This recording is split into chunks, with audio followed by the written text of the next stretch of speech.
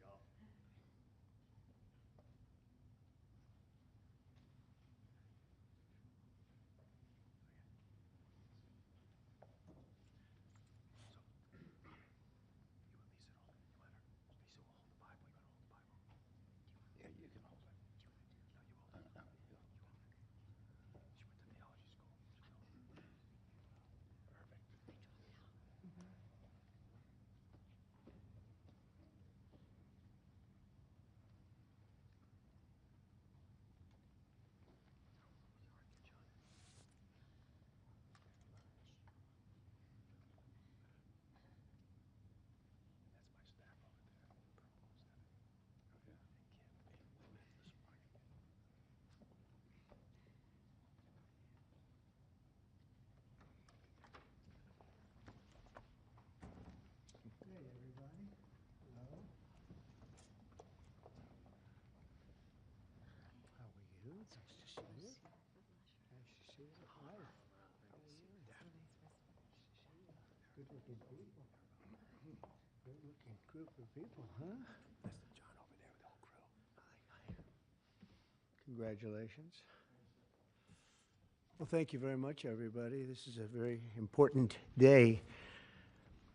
It's a day that we're delighted to swear in Dr. Mehmet Oz as the next administrator of the Centers for Medicine and Medicaid Services, which is a big deal.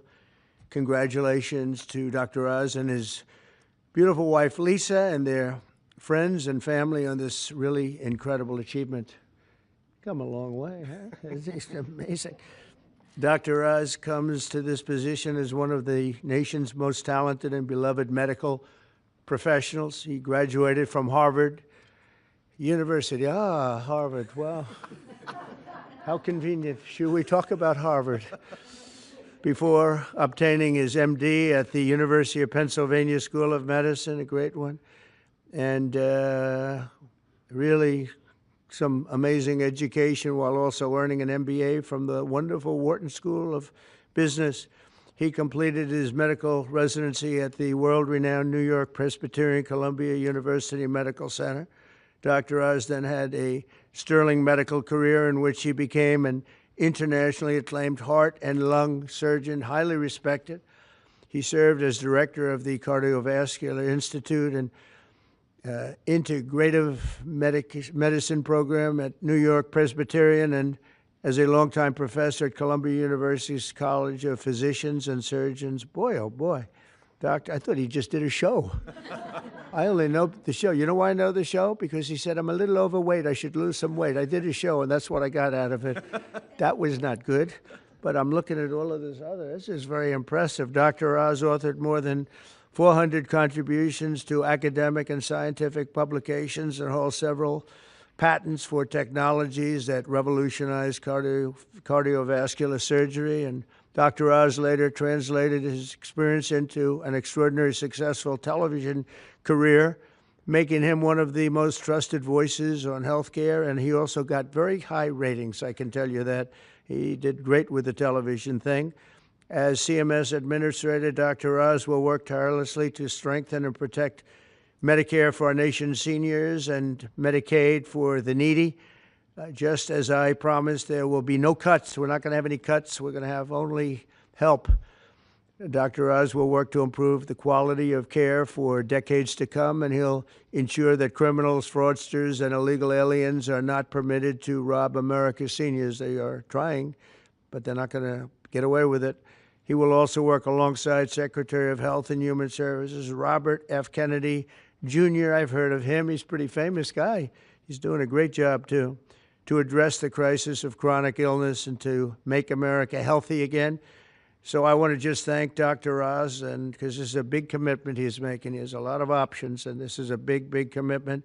And I want to congratulate you and your family on really an amazing life. And I think this is going to be, by far, the most important part of an already incredible life. So thank you very much. God bless Thank you. you, my friend. Thank you very much. Take care of yourself. Congratulations. It's amazing. Congratulations. Wow. What a job, huh? Are you ready, Bobby? I sure am. Let's do it. You put your hand on the Bible, your left hand, and raise your right hand. And repeat after me. I, Mehmet Oz, do solemnly swear I, Mehmet Oz, do solemnly swear that I will support and defend the Constitution of the United States that I will support and defend the Constitution of the United States against all enemies, foreign and domestic, against all enemies, foreign and domestic, that I will bear true faith and allegiance to the same, that I will bear true faith and allegiance to the same, that I take this obligation freely that I take this obligation freely, without any mental reservation without any mental reservation or purpose of evasion, or purpose of evasion, and that I will well and faithfully and that I will well and faithfully discharge the duties of the office on which I am about to enter. discharge the duties of the office upon I'm about to enter. So help me God. So help me God. God bless you. Congratulations. Thank you, brother. Please,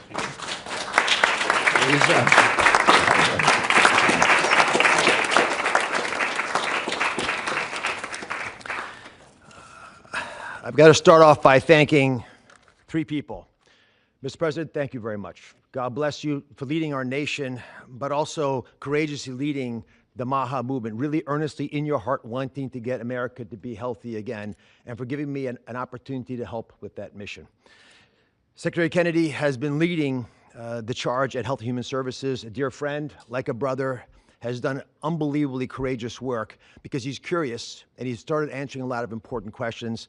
And I will treasure for the rest of my days your trust in me to help you with this progress. Thank you.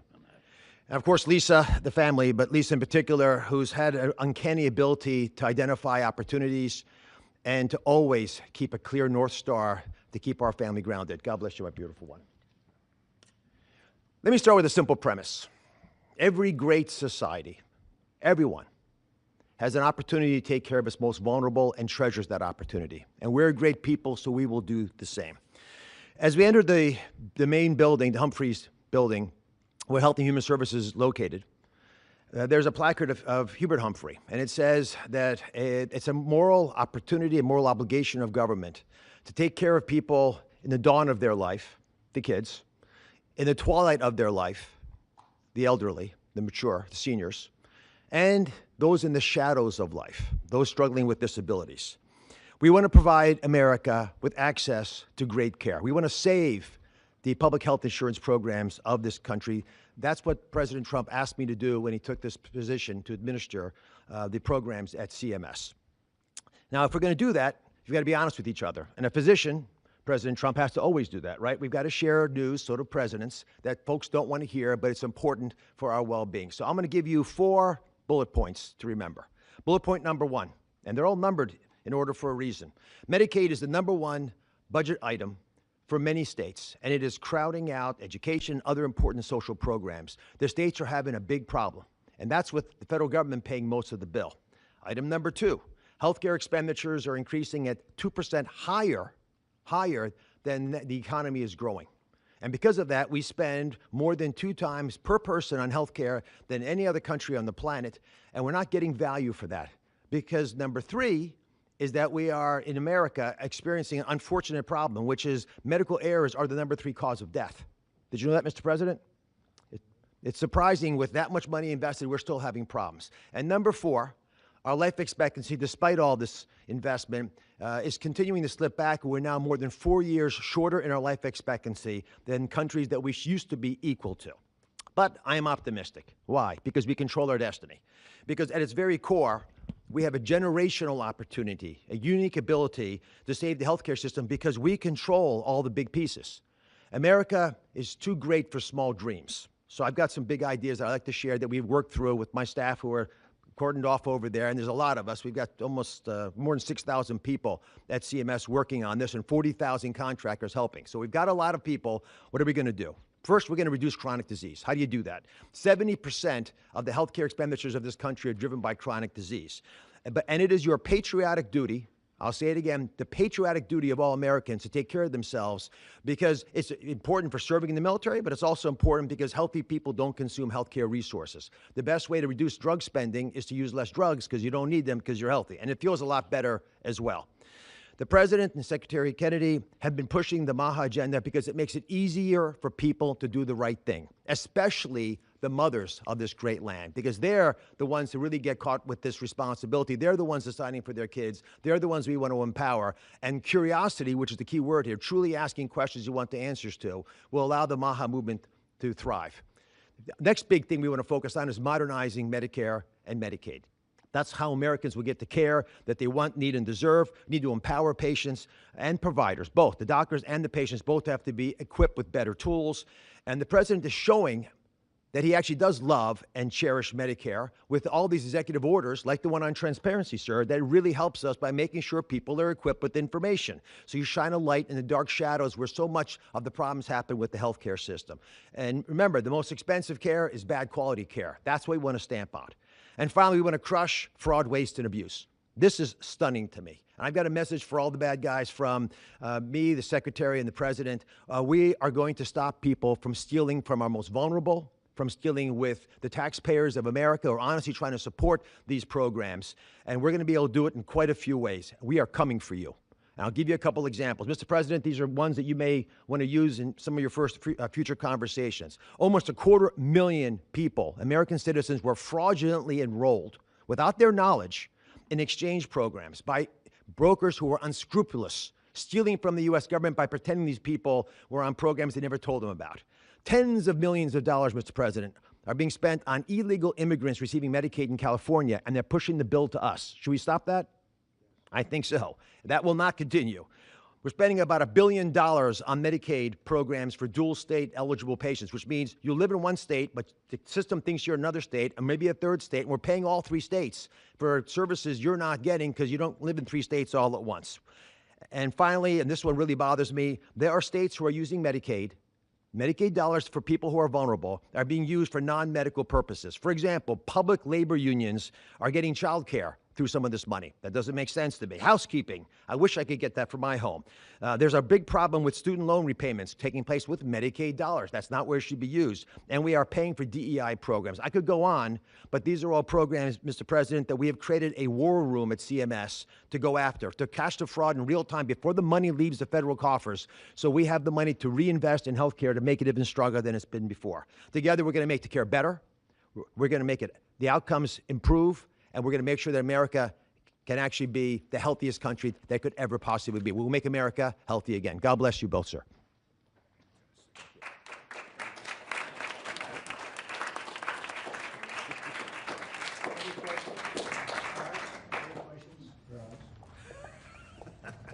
Okay. Mr. President, Marco Rubio said. Easy.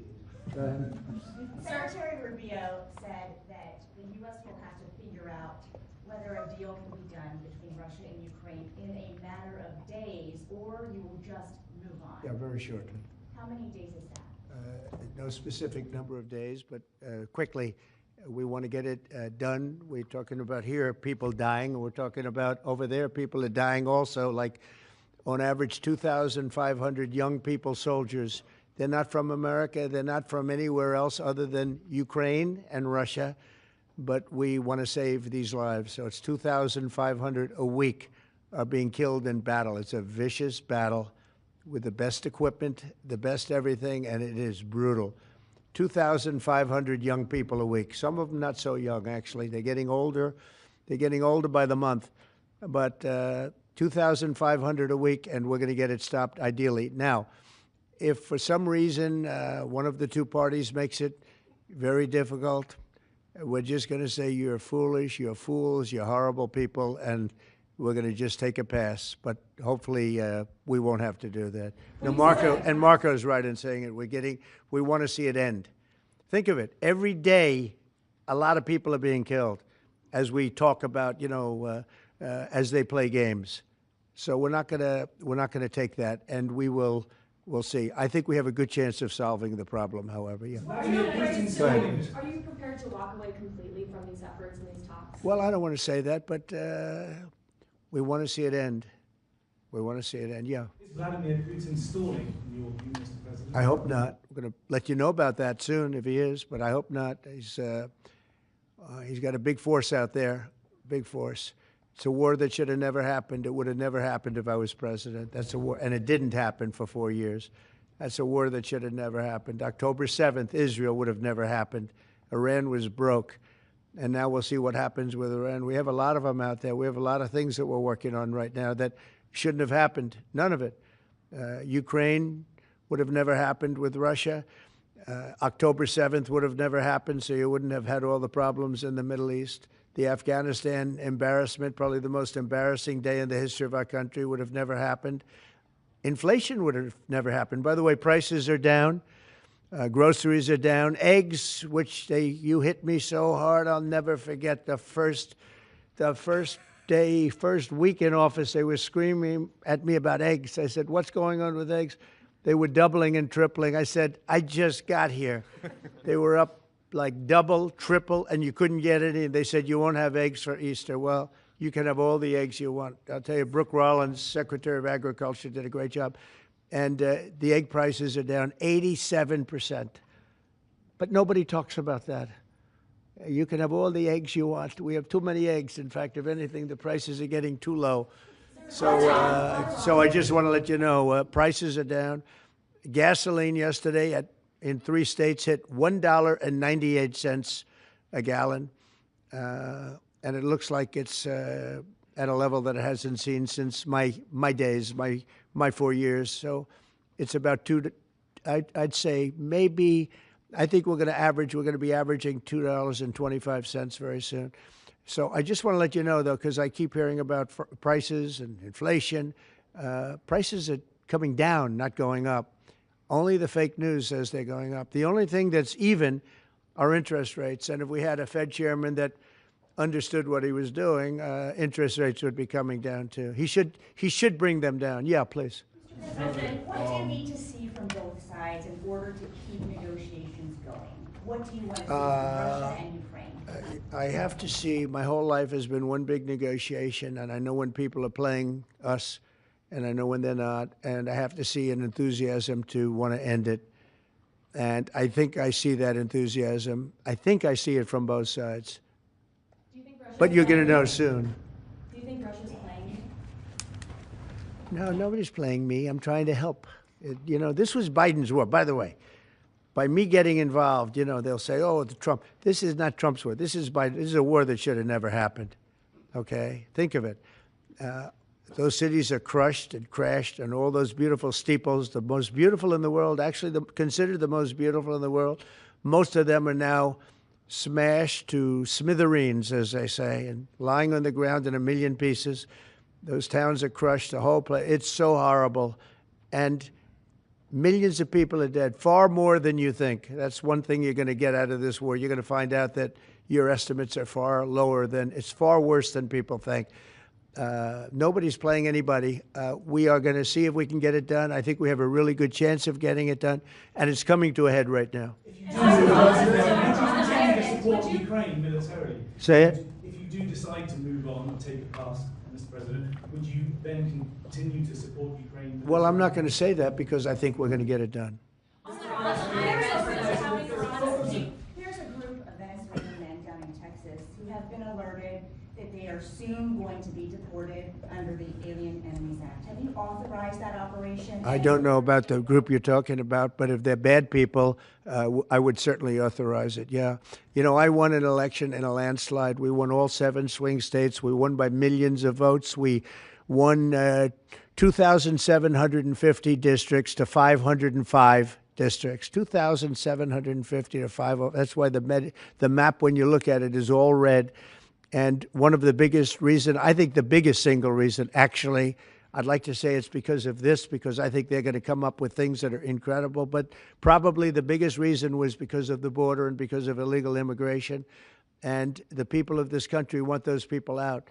Because what Biden did, and I don't know if he did it, I'm not even sure he knows what the hell he was doing, but what his people did, representing him, was allow millions and millions of people from jails, from prisons all over the world, people from mental institutions and insane asylums, gang members, drug dealers, pouring into our place. And you know what? Our people voted for me to get them out. They want them out.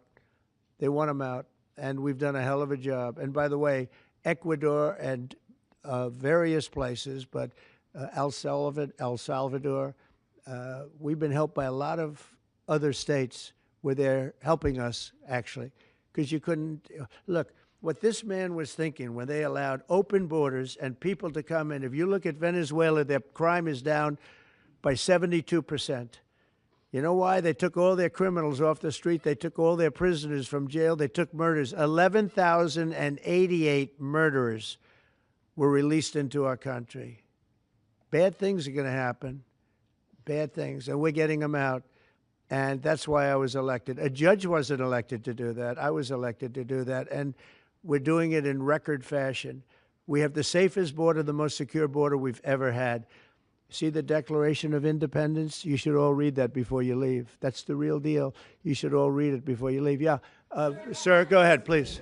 Photos have emerged of Senator Van Hollen sipping what appears to be margaritas with Rego Garcia down in El Salvador. Do you encourage other Democrats to fly down to El Salvador to meet with this illegal alien who's an accused white? I like this guy. See, now this is This is the kind of a reporter we like. There aren't enough of them. We got to get some more of them.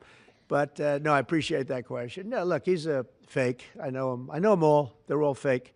And they have no interest in that prisoner. That prisoner's record is unbelievably bad. If you would go into the room, you might, if you would, Caroline, maybe go into the room and see if you can find that little slip. I wrote some things down. I don't know why you'd want to keep him, but I just, we got a little biography of him. Not a very innocent guy. Yeah, please. Mr. President, in the spirit of Easter Sunday. While we're on the subject, right? So you're talking about Abrego Garcia. Is that the one? Yeah. Is an illegal alien MS-13 gang member and foreign terrorist. This comes out of the State Department and very legitimate sources. I mean, I assume I'm just giving you what they handed to me, but this was supposed to be certified stuff. In 2019, Garcia was issued a deportation order. 2 separate judges affirmed Garcia was a member of MS-13, which is a gang that may be even worse than Tren de Aragua, and maybe worse. They kill people with knives because it's more painful. Very famous for the knifing and killing of 2 young 16-year-old girls walking to school one day, and they sliced them up into little pieces and killed them. That's MS-13. And 2 separate judges affirmed Garcia was a member of MS-13. When Garcia was originally arrested, he was wearing a sweatshirt with rolls of money pouring out, an MS-13 gang symbol that he was driving with 2 other known violent MS-13 gang members, 2 of the most violent members that we know of in the MS-13 gang of thugs.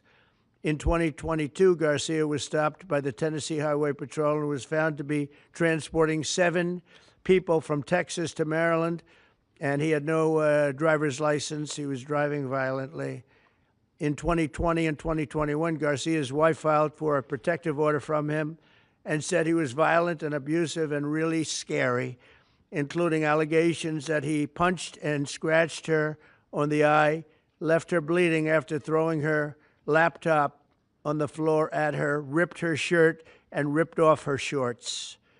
He then grabbed her arm, leaving very severe marks. Garcia's wife also wrote in court, "At this point, I am afraid to be close to him. I just don't want to be close. I have multiple photos and videos, how violent he can be, and all of the bruises that he's left on me." She just couldn't get anywhere near him. This is the man that the Democrats are wanting us to fly back from El Salvador to be a happily ensconced member of the USA family. Isn't it a shame? And by the way, I've been hit pretty hard by fake shows, fake news, MSDNC in particular, where they talk about how evil I am, that this man would be thrown out of our country. This man is according to certified statements that we get, is a very violent person. And they want this man to be brought back into our country where he can be free and to stay as a happily Maryland, they call him the Maryland man. He's a Maryland father. No, this is a violent person. Who they don't talk about is that wonderful angel mom who lost her daughter, who had 5 beautiful children, and she was killed violently. And, she spoke, and she spoke unbelievably. I saw it. And the fake news didn't pick it up. She spoke. She was in tears. She's devastated. Her life is, essentially, she's told me her life is like over. But there was I think no stories. Isn't that true? No stories. 0 stories. It was the most emotional thing. Everybody that watched it, they couldn't believe it. The fake news refused to put it up. So it's very sad. And yet they talk about this guy like he's an angel. See the angel up there? They think he's like that, like a little angel. Would you be open to It has no impact. The way she did it, look at her. No impact. It's just unbalanced. Would you do the? Go ahead. What I would do. On Iran, would you be open to letting See Iran that? keep some kind of civil nuclear program? No Or would impact the entire whatsoever. program need to be dismantled? I'm for stopping Iran, very simply, from having a nuclear weapon. They can't have a nuclear weapon. I want Iran to be great and prosperous and terrific. I stopped them once they were broke and they didn't have any money for Hamas. They didn't have any money for Hezbollah. There wouldn't have been an October 7th disaster.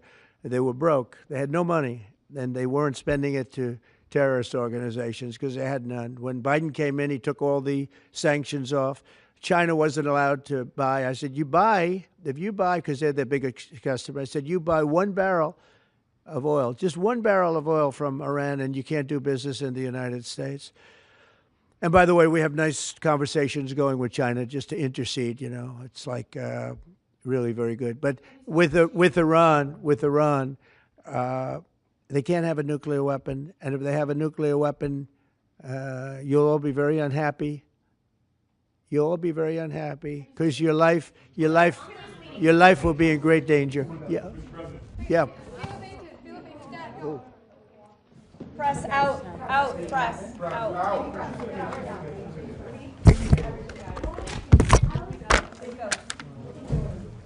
No, she's out. Out.